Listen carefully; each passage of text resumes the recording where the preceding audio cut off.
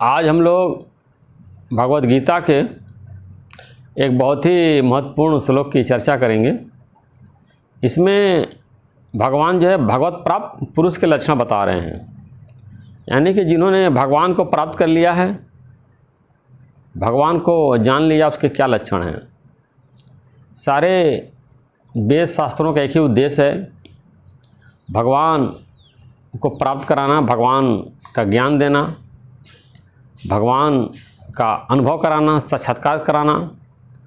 तो जब भगवान को व्यक्ति जान लेता है, अनुभव कर लेता है, पहचान लेता है, उसके अंदर ये लक्षण आ जाते हैं। तो ये भागवत गीता के 6ठे अध्याय का ये 8 नंबर श्लोक है। श्लोक इस प्रकार है: जिसका अंतःकरण ज्ञान विज्ञान से तृप्त है, जिसकी स्थिति विकार रहित है, जिसकी इंद्रियां भली भांति जीती हुई हैं और जिसके लिए मिट्टी पत्थर और स्वर्ण समान है, वह योगी युक्त अर्थात भगवत प्राप्त है, ऐसा कहा जाता है।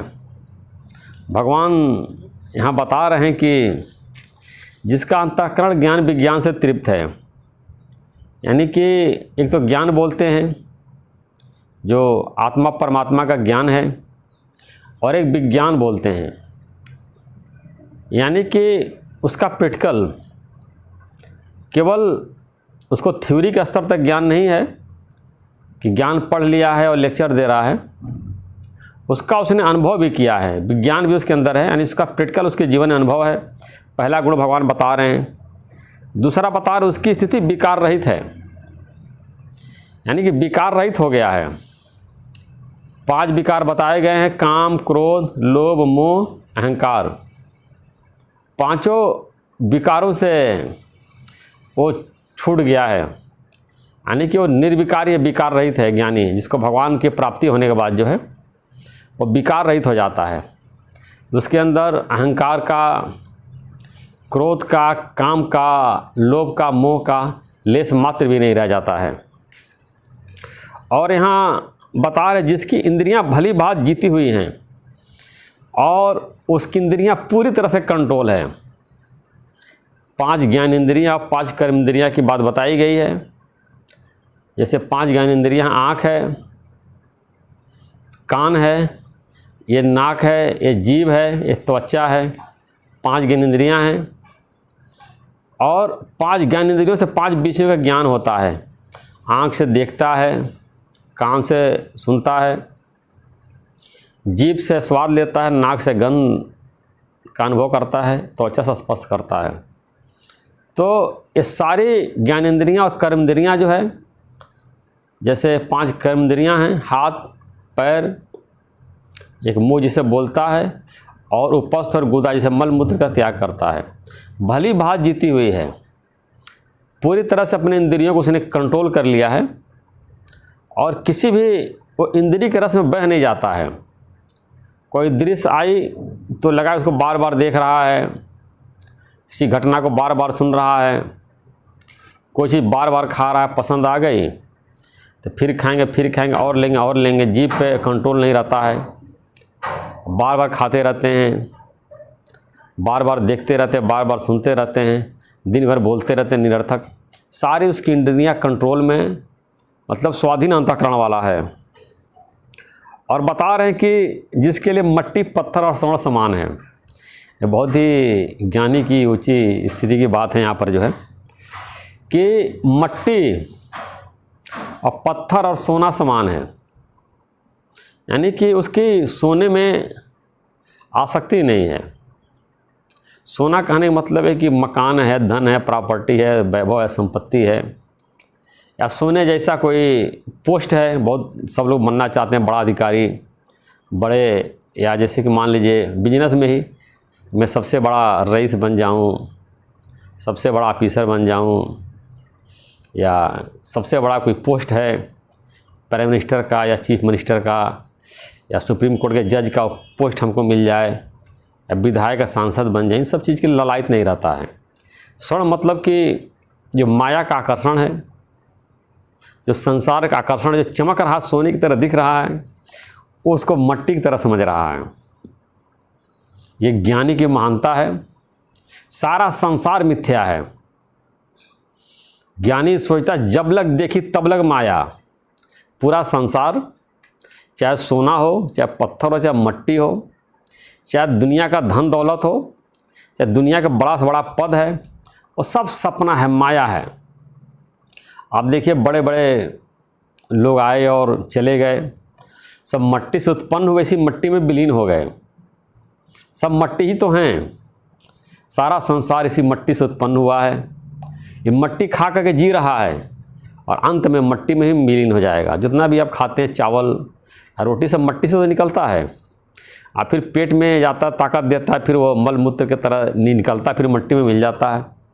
शरीर भी ऐसे ही माता के पेट में जब आता है तो माता जो अन्न खाती है उसी से वृद्धि होती है इसकी, और फिर वो बढ़ता रहता अन्न खा करके। फिर उसके बाद फिर जब प्राण सब समाप्त होता है तो मट्टी में मिल जाता है।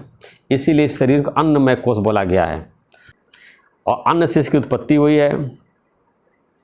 अन्न खा करके बढ़ता है और अंत में जो है ये मट्टी में विलीन हो जाएगा। अन्न कहाँ से आया? मट्टी से आया है, तो उसी मट्टी में चला जाएगा। सारा संसार जो है मटिया मेट है, मट्टी है। इसको केवल आपको यूज करने के लिए है, संसार में आए हैं, इसको एंजॉय करिए, संग्रह मत करिए। दुख का कारण जो है संग्रह है। जब हम संसार को पकड़ने की कोशिश करते हैं तब हम दुखी हो जाते हैं। अब ट्रेन चल रही है, कोई ट्रेन को पकड़ सकता है? नहीं, अपने मंजिल तक पहुंच जाएगी। संसार में परिवर्तन हो रहा है, कोई भी व्यक्ति संसार को पकड़ नहीं सकता है, किसी में सामर्थ्य नहीं है। संसार स्थिर है ही नहीं है, स्थिर आपका स्वरूप है आत्मा। उसको क्यों नहीं आप उसको जानने की कोशिश करते हैं, उसको पहचानने की कोशिश करते हैं जो आप हैं। अपने को भूल करके संसार के पीछे भाग रहे हैं। जब मैं भूली आपको तब भासे संसार। जब अपने स्वरूप को भूल जाते हैं, जो आपका निजानंद स्वरूप है, परमानंद स्वरूप आप हैं, उसको भूल जाते हैं, तब ये संसार दिखाई देता है और संसार का आकर्षण आपको सोने की तरह दिखता है। लेकिन जब अपने स्वरूप को जान जाएंगे, अपने आत्मा में स्थित हो जाएंगे, अपने आत्मा को जानने से ही जो है आप भगवत प्राप्त हो जाते हैं, क्योंकि आत्मा ही तो परमात्मा है। अयम आत्मा ब्रह्म, या आत्मा ही ब्रह्म है। आत्मा को जानते ही आप जो है परमात्मा को प्राप्त कर लेते हैं, भगवत प्राप्त हो जाते हैं। ऐसा कहा जाता है, इतनी बातें बताई गई हैं। इन सबको जिसके जीवन में आ गया है वही मुक्त है। बाकी तो भेष बनाने से कि आप जो है एक ड्रेस चला हुआ है, गेरुआ पहन लिया तो आप संत हैं, या सफ़ेद पहन लिया तो संत हैं, ऐसा नहीं है। जब ये गुण आपके अंदर आ जाएंगे तो वही भगवत प्राप्त है। और आपको अब ये बाहर से दिखने वाली चीज़ नहीं, मुझे बात तो ये है, ये सब सारे गुण हैं, किसी के अंदर है नहीं, बाहर से नहीं देख सकते हैं कि ऊंचे गद्दी पे बैठ गया है, बड़ा लेक्चर दे रहा है, करोड़ों उसके शिष्य हैं, ये सारे गुण उसके अंदर है नहीं, क्या पहचान? ये व्यक्ति खुद जानता है या उसके अंतःकरण के साक्षी परमात्मा को पता रहता है। तो आप जो है अपना उद्धार खुद करिए, कोई आपका उद्धार नहीं करेगा, क्योंकि खुद ही भटक रहे हैं। मार्ग दिखाने वाले खुद भटक रहे हैं, उनको रास्ता ही नहीं पता है। मंजिल तो छोड़ दीजिए, और रास्ता ही नहीं जानते हैं किस रास्ते से आप मंजिल तक पहुंचेंगे। इसीलिए ये बड़े बड़े गुरु संत महात्मा ज्ञानी पुरुष हो गए, जिन्हें परमात्मा को जाना, आत्मा को जाना है, उन सब बातों को शास्त्रों में लिख दिया है। गुरु लोग यही बात बताएंगे। गुरु का काम है सिर्फ कॉन्सेप्ट क्लियर करना, सिर्फ समझाना। अब आप नहीं समझ में आ रहा है, आप किसी गुरु से, संत से इस बात को समझ लीजिए। ये कोई ज़रूरी नहीं कि सारी बातें उसके जीवन में हो। आपको कोई भी तथ्य समझने में क्लियर हो रही है, आप उसको क्लियर कर लिए, समझ लीजिए और खुद अपने जीवन में अप्लाई करने की कोशिश करिए। अब भगवान ने कहा है कि कोई ज़रूरी नहीं कि गीता की सारी बातें आपके जीवन में हो।